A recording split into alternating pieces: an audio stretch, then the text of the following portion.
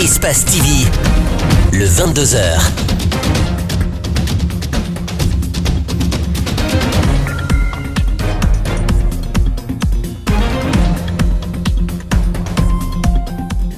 Merci à toutes et à tous de votre fidélité à Espace TV. Bienvenue.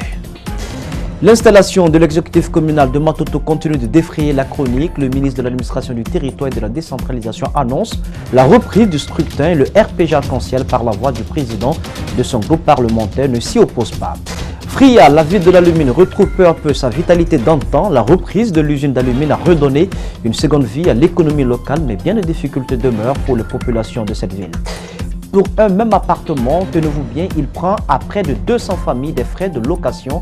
Les victimes ne savent plus où donner de la tête. Le concessionnaire, lui, reste introuvable.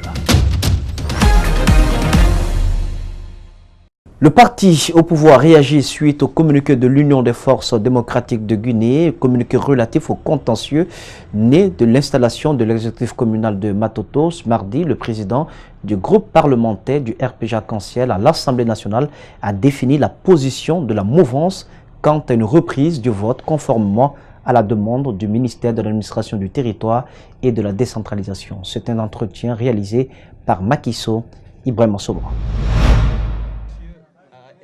Dans un communiqué rendu public ce lundi à l'issue d'une plénière qu'elle a tenue au quartier général de l'Union des forces démocratiques de Guinée, l'opposition républicaine rejette toute forme de reprise de l'élection dans la circonscription de Matoto.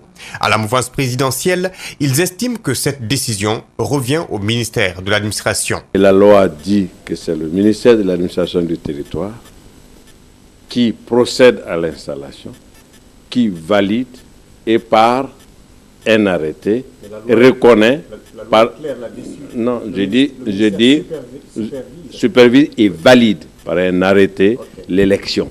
Dans sa communication, le président du groupe parlementaire RPG Arc-en-Ciel a indiqué que l'opposition est dans son rôle de contester, mais n'a aucun pouvoir de valider l'élection de son candidat à Matoto. L'opposition qui ne se retrouve pas toujours dans son rôle dit qu'il n'y aura pas d'élection. Non. Et là, le Dalen Diallo ne peut pas décider s'il y aura élection ou pas. Il peut décider deux choses, ne pas participer ou aller dans la rue. Mais la décision de reprendre revient au ministre de l'administration du territoire et qu'il a décidé et les élections vont être reprises. L'interprétation de cette loi sur les collectivités est vue autrement par ce juriste qui indique par ailleurs que l'annulation d'une telle procédure relève du ressort des tribunaux de première instance. Le tribunal d'instance, étant saisi, aurait pris sur lui la mesure de pouvoir maintenant instruire de nouvelles dispositions pour que les élections se fassent. Et certainement, on aurait peut-être pu, à cet effet, désigner un auxiliaire de justice qui pourrait être un huissier pour venir superviser cela. Parce que malheureusement, de bout en bout, l'administration a violé le processus. Ce nouveau contentieux vient s'ajouter aux plusieurs autres nés des élections communales du 4 février 2018. Sur un tout autre plan, les cadres de plusieurs départements ministériels, des directions stratégiques, les partenaires de développement et les acteurs de la société civile réunis autour de la revue annuelle du programme de coopération 2018, la ministre de la Coopération et de l'Intégration africaine a insisté sur les axes stratégiques autour des priorités nationales définies dans le plan national de développement économique et social. Mamadou Sadio Baldé, Ibrahim 5 Soumar. L'identification des difficultés et les contraintes rencontrées dans la mise en œuvre et la planification de nouvelles activités au titre de 2019. Les ministères sectoriels largement représentés vont avec les partenaires évoquer les acquis de l'année en cours avant de se projeter sur celle prochaine. L'exercice devra donc permettre, d'une part, de jeter un regard approfondi sur les résultats des activités opérationnelles et financières menées au cours de l'exercice 2018, et de l'autre, d'examiner les projets et plans opérationnels de travail pour l'exercice 2019. Mesdames et messieurs, les agences du système des Nations Unies orientent leurs appuis en fonction de leurs missions spécifiques et des axes, effets et produits définis dans le plan cadre des Nations Unies pour l'aide au développement, UNDAF-PNUAD 2018-2022, lui-même défini sur la base du plan national de développement économique et social, PNDS. Le système des Nations Unies a intervenu sur les secteurs de la santé, de la défense et de la justice. Les organisations de la société dans leur ensemble n'ont pas été oubliées, mais en dépit des actions menées, les perturbations dans l'éducation et la grève spontanée dans les zones minières sont soulignées à juste titre.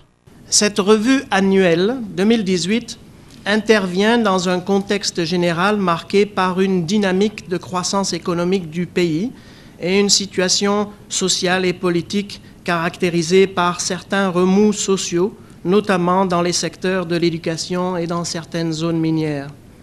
Cette année, c'est également une année transitoire vers le début d'une mise en application concrète des réformes du système des Nations Unies.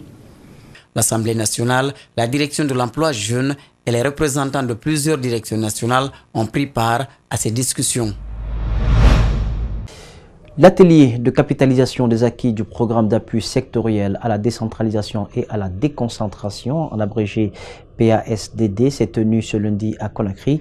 Il consiste entre autres à présenter les acquis spécifiques enregistrés pendant la durée du projet, de présenter le document bilan unique de capitalisation des principaux acquis de la mise en œuvre. Ce programme est financé par l'Union européenne et il intervient dans le cadre donc du 10e FED. Il concerne le ministère de l'administration du territoire et de la décentralisation ainsi que le ministère de la fonction publique. Ouminato Sidibé, Ibrahim Soma pour plus de précisions. Le programme d'appui sectoriel à la décentralisation et à la déconcentration PASDD, dont la mise en œuvre a démarré avec l'installation de l'assistance technique en février 2015, est conçu comme un programme d'appui à la politique nationale de décentralisation et de déconcentration. À l'issue du programme, le document bilan unique de capitalisation des principaux acquis de la mise en œuvre du PASDD a été présenté et mis à la disposition des participants. Les acquis à date sont très nombreux, tous positifs, les uns autant que les autres. Et cela va d'abord au niveau central à la modernisation de nos différentes structures. Ceci passe d'abord par la formation des hommes, des cadres, à travers le centre de Sérédou. Toutes choses aujourd'hui qui nous ont permis de mettre en place le programme pilote de l'état civil à Zérékoré. Ce projet est d'une grande importance dans la mesure où il a contribué à la révision des lois portant organisation générale de l'administration publique et statut général des fonctionnaires. On a souhaité d'appuyer le processus. Il y a des différents fonds qui sont mis à disposition seulement maintenant. Maintenant, il faut réellement que le processus aussi continue après le projet avec la bonne base qu'on a maintenant mis pour que réellement la population puisse bénéficier d'un meilleur service, d'une meilleure qualité des interventions locales.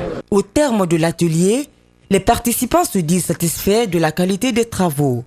Donc je sors avec un truc de satisfaction et ça nous aidera très sincèrement à travailler. Avec un budget indicatif de 10 millions d'euros, le PASDD vise à contribuer à relever ces défis en vue de consolider la décentralisation et la déconcentration en Guinée. C'est une bouffée d'air pour les sociétés minières CDM, Enanchin et Kimbo. Ces deux entreprises minières viennent de signer une convention de partenariat avec le département de tutelle des conventions qui offre une place de choix à la notion du contenu local, une obligation selon les signataires. Reportage d'Ibril Ba, Mohamed Bangoura. Il a fallu de nombreuses années pour que les responsables de Kimbo et de CDM Enanchin pour obtenir l'accord des autorités pour la transformation de la bauxite en alumine et la construction des infrastructures minières. Cela a été matérialisé par des signatures au ministère des Mines et de la Géologie. Un partenariat stratégique, mais aussi profitable à toutes les parties.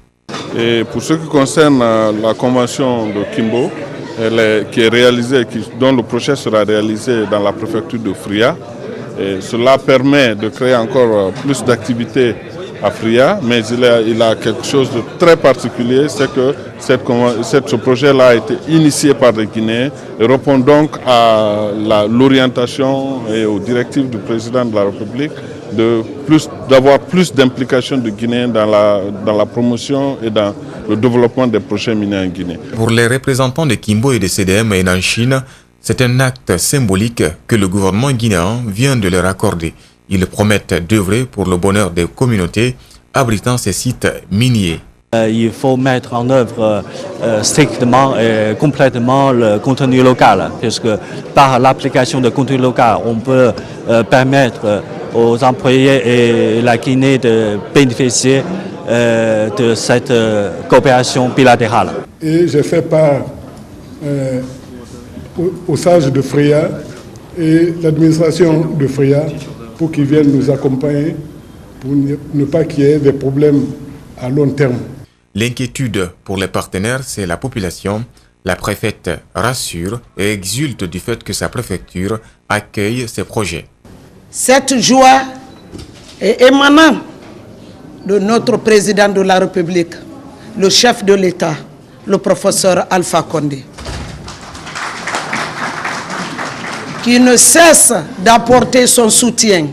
La société de bauxite Kimbo, elle, voudrait se lancer dès le 31 février 2019.